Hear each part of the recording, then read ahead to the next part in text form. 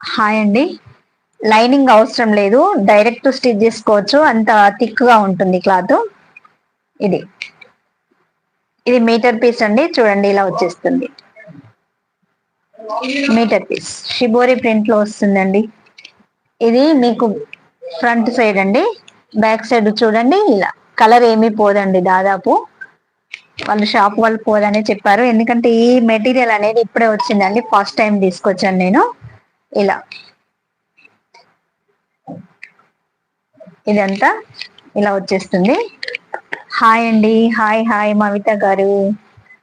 Only 150 అండి, 150 free shipping.